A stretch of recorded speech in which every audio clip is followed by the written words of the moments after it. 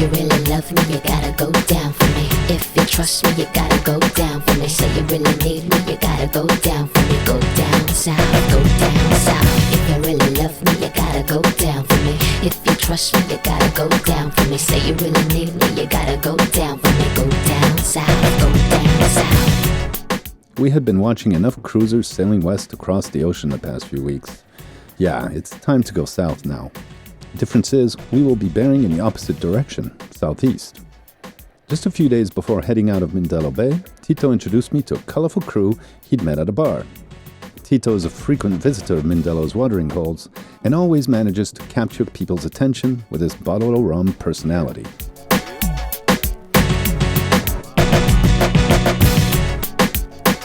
This is Arka Kinari, captained by Ben, a Seattle native and ex-production designer.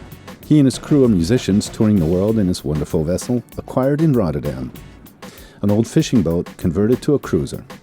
The previous owner transformed it to a sailing vessel by converting it into a ketch, as well as adding comfortable living quarters, which once held tons of fish. Then Ben and crew spent several months refitting and refurbishing the vessel before heading south and sailing into Mindelo Bay.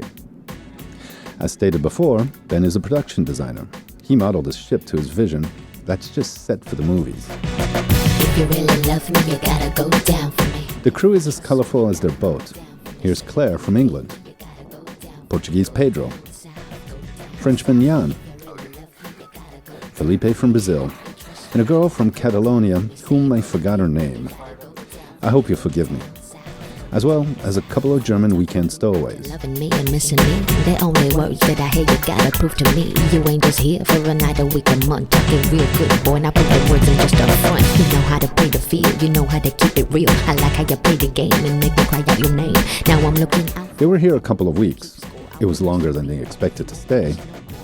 I took them around to two of my favorite Mindelo night spots, Terra Terra and Bella Vista, and you guessed it, La Bodeguita. They loved both. A couple of days later, after recovering from well-deserved Mindelo hangovers, Ben stopped by to say goodbye and give me an opportunity to see them off. If you really love me like you tell me, get more. If you really love me, you gotta go down for me. If you trust me, you gotta go down for me. Say you really need me, you gotta go down for me. Go down south, go down south. If you really love me, you gotta go down for me. If you trust me, you gotta go down for me. Say you really need me, you gotta go down for me. Go down south, go down south.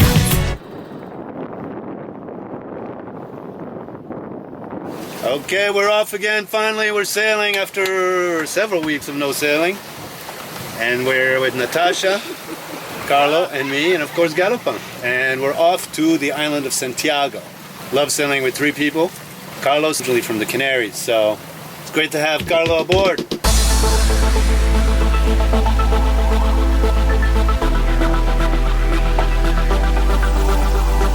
You could feel Galopin was itching to go out too.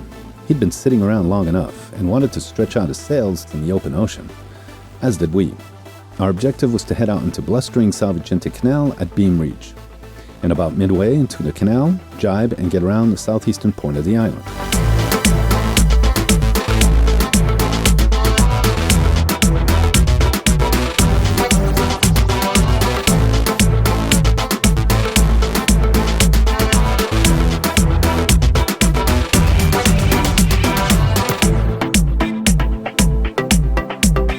It was typical Cape Verdean sailing conditions. Forecasted were 15 knots peaking at 25, coming down from the north-northeast. Once around San Vicente, we could bear south-southwest to Bahia de Tarrafal on Santiago Island, about 140 nautical miles away. The archipelago's largest, and the most political and economical dominant island.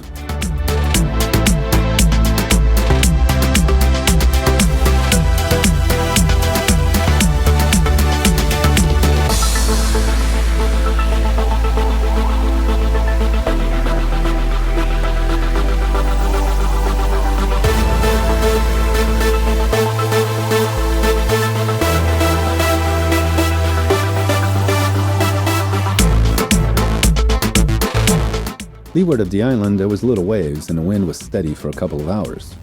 Dream sailing conditions, baby. But it dug into our hunger and desire.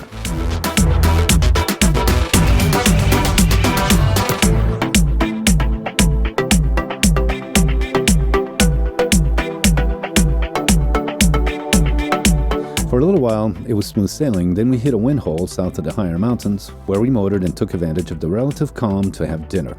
A plate of hot, tasty Cape Verdean lasagna, courtesy of Carlos's cook. But the calm did not last long, nor did Natasha's dinner.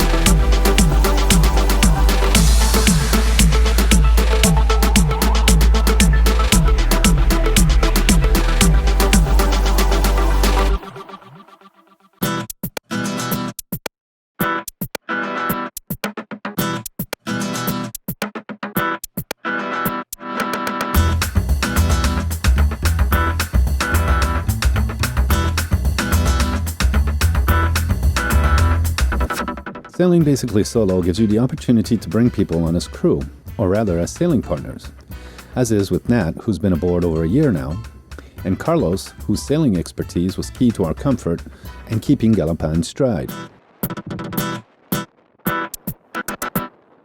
Carlos is from Las Palmas and the Gran Canaries. Like many of his Macaronesian brothers, he's a sailor. He's got lots of experience, more than me. He pointed out that it would be wise to take a third reef before nightfall. The weather forecasted strong gusts south of Santa Lucia and São Nicolau Islands. The third reef was a key to comfort.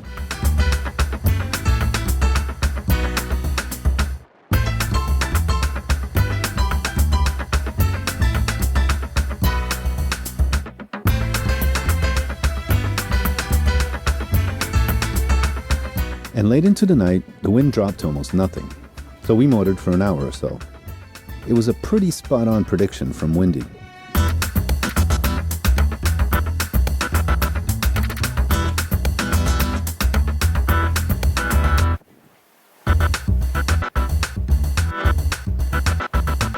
It had not been a comfortable night.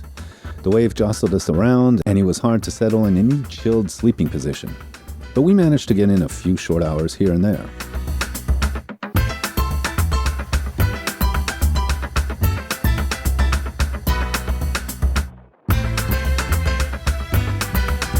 Daylight brought back the wind at a steady pace.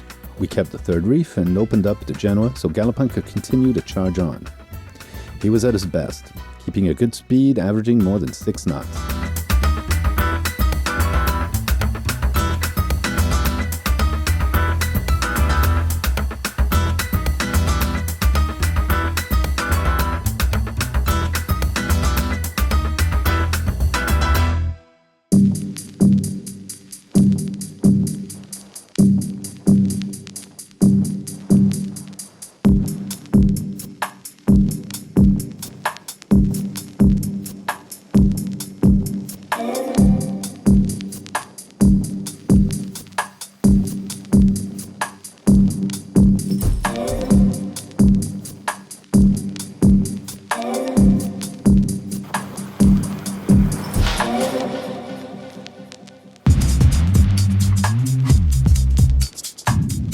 After all this time, it seems there is a pattern cruising around the Cape Verde Islands.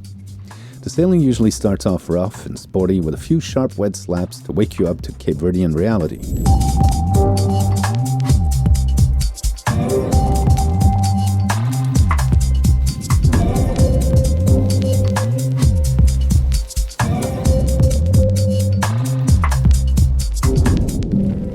Then the motion of the ocean starts to affect you. You either heave or breathe relief. By then, there is no turning back.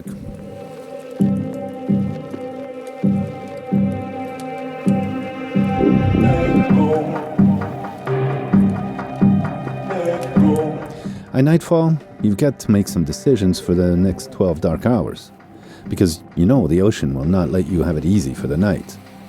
Time to be wise and prudent.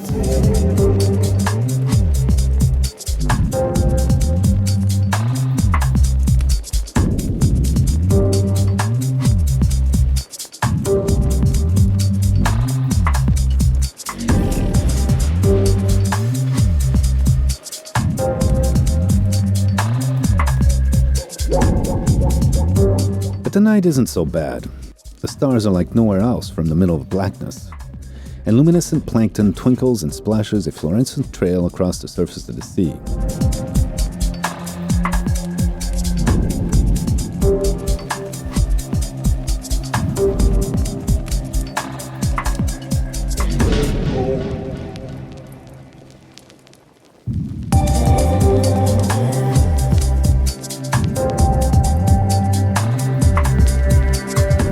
And when the sun shines, its first rays warm your windswept soul and gives you a craving for breakfast and coffee. It's the last stretch, baby, and it's always the best.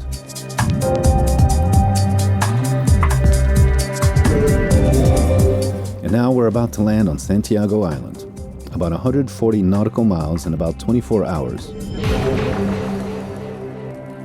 Next, a new island to discover.